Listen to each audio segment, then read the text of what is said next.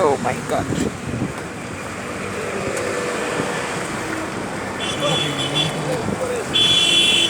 Actually,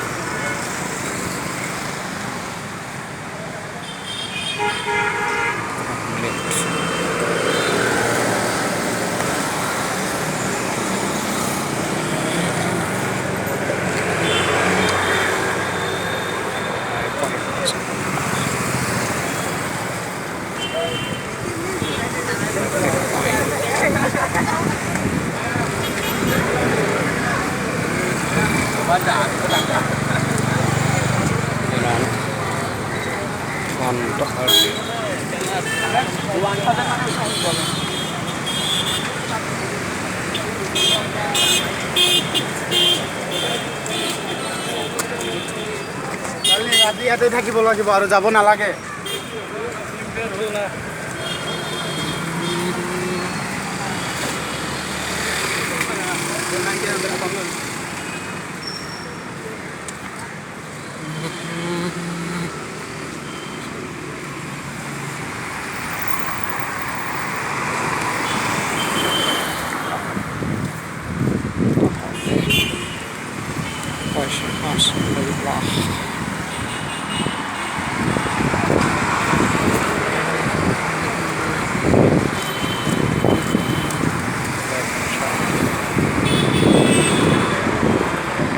কদৰ্য ৰূপ, ধ্বংসাত্মক ৰূপ এক।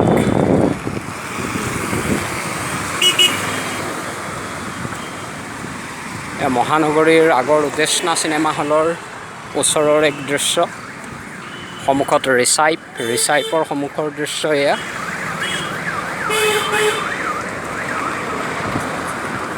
খুব সুন্দৰভাৱে নিৰ্মাণ কৰা এখন মহানগৰ এনেধৰণে মুহূৰ্ততে আহি ধ্বংস কৰি দিয়া হওক কাৰোবাৰ উদ্দেশ্য পূৰণৰ বাবে। যিহেতু মই প্ৰায় পদপথেৰে ঘূৰি ফুৰোঁ, গতিকে সেইকাৰণে ইয়াৰ আচল ৰূপটো আচলতে আমি দেখা পাওঁ। বোধহয় যিবোৰ সততে কোনো ছ'চিয়েল মিডিয়া অথবা মেইন ষ্ট্ৰীম মিডিয়ায়ো যিখিনি আচলতে কাভাৰ কৰিবলৈ থাকি যায়, আপোনালোকে দেখা পাব এই ৰূপ।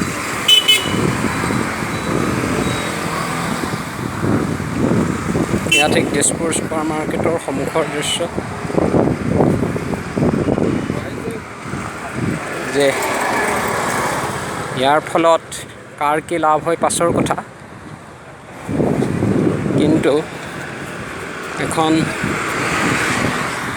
সুন্দৰৰ পৰা সুন্দৰতৰ কৰিব বিচৰা মহানগৰ কেৱল কাৰোবাৰ ৰাজনৈতিক অভিলাষ পূৰণৰ কাৰণে আচলতে ধূলিসাৎ কৰি দিয়া হৈছে আপোনালোকে দেখিছে যোৱাকালিও এয়া চলি আছিল ইয়াৰ যিহেতু আজি ইণ্টাৰনেট নাই কাইলৈ হয়তো ইণ্টাৰনেট খোলা দিব পাৰে গতিকে তেতিয়া এইখিনি প্ৰকাশ হ'ব যে মই দেখিছোঁ এটা ছুপাৰ মাৰ্কেটেই পাইছোঁ দাদা গতিকে আপোনালোকে অতি এটা কদৰ্য ৰূপ কি ভয়ানক ৰূপ ধ্বংসাত্মক কাৰ্যৰ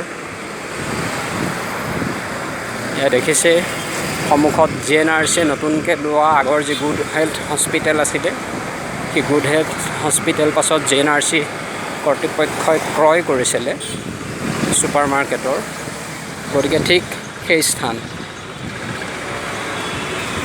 দেখিছে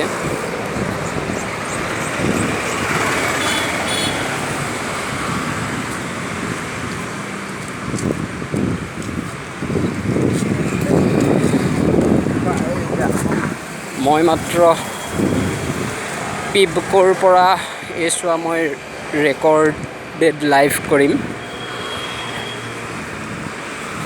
ৰেকৰ্ড কৰিছোঁ এয়া ছুপাৰ মাৰ্কেট পাওঁ অগ্নি নিৰ্বাপক বাহিনীৰ কাৰ্যালয়ৰ সন্মুখভাগ